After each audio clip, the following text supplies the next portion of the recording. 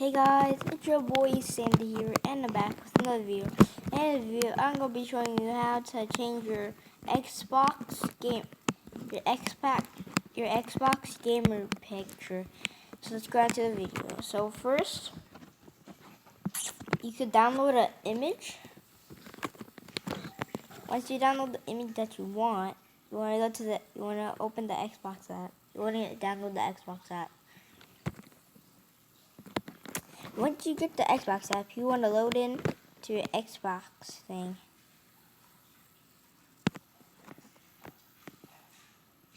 I'm gonna skip it so you guys don't see my email and stuff. Okay, once you log in, you want to press Let's Play. I don't press Remind Me Later because I don't want to read it.